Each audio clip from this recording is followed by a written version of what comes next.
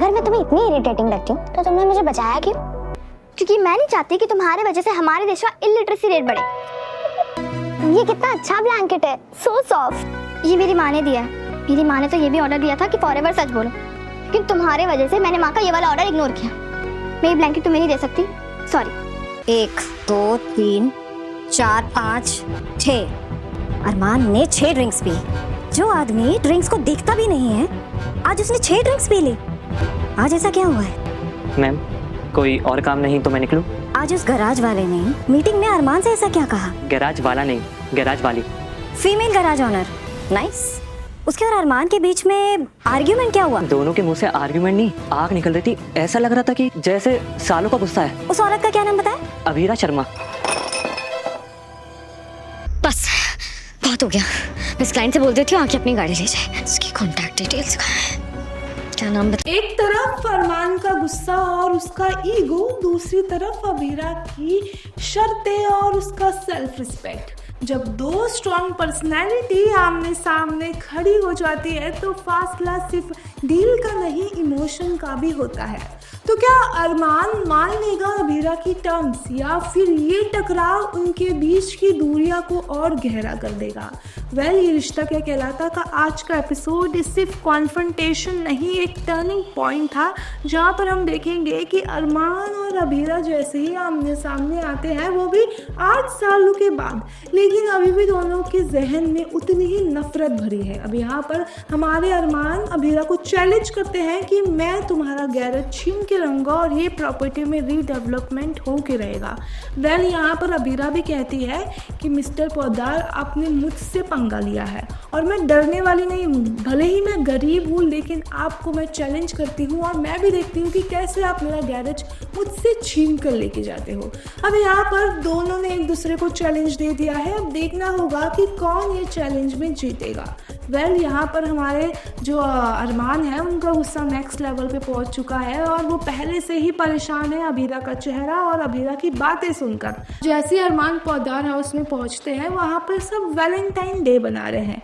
अब विद्या सबको समझाती है कि अरमान को वैलेंटाइन डे नहीं पसंद होता है, लेकिन उन लोग कहते हैं कि 8 साल से हमने ना वैलेंटाइन बनाया, कुछ नहीं किया। अब यहाँ पर तान्या भी कहती है कि माना मैंने कि अरमान भैया के साथ बहुत गलत हुआ, लेकिन हम अपनी खुशी का क्या करें?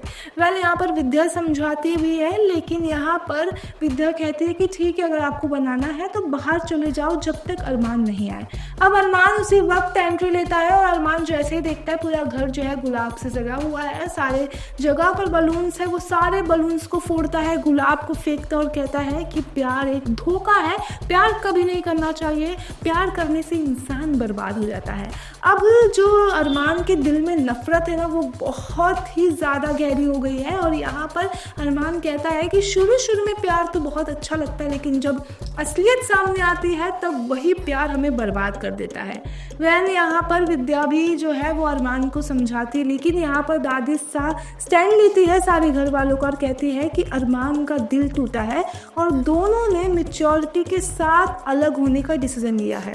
किसी ने इन दोनों के बीच दूरियां क्रिएट नहीं की है और यहाँ पर विद्या थोड़ी सी टेंस हो जाती है क्योंकि विद्या ने ही ये सब किया है।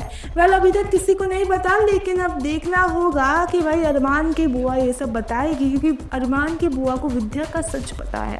अब सीन जो आता है सीधा मुक्ति की तरफ, जहाँ पर मुक्ति को ऐसा लगता है कि उसे पढ़ना लिखना है, लेकिन वहाँ पर उसे मायरा की बात भी याद आती है और वो सोचती है कि हाँ, पढ़ाई इंपॉर्टेंट है, लेकिन फ्रेंड्स बनाना भी इम्पॉर्टेंट है और वो वैलेंटाइन डे बनाने के लिए राजी भी हो जाती है। अब यहाँ पर कुछ लड़कियां वो पार्टी में ड्रिंक लेकर आने वाली है। अब ये ड्रिंक का जो चैप्टर है ना, वो आगे जाकर बहुत ज़्यादा सियापा आने वाला है, क्योंकि जैसे ही कॉलेज वालों को पता चलेगा कि ये लड़कियां ड्रिंक कर रही है, तो फिर क्या मायरा पे नाम आएगा या फिर भाई हमारी मुक्ति पर नाम आएगा? आगे का एपिसोड काफ़ी ज़्यादा इंटरेस्टिंग होने वाला है, क्योंकि अब अरमान ड्रिंक कर अभीरा के गैरेज के यहाँ पर गिर जाते हैं और अभीरा उन्हें संभालती है। अब देखना होगा कि ये दोनों के बीच ये दूरियां कब खत्म होगी और दोनों की मिसअंडरस्टैंडिंग कब कम होगी। आपकी क्या राय है ये पूरे अपडेट को लेके? कमेंट सेक्शन में ज़रूर बताइए। सीरियल से जुड़ी सारी अपडेट के लिए हमारे साथ बने रहिए बॉलीवुड स्टेशन पर।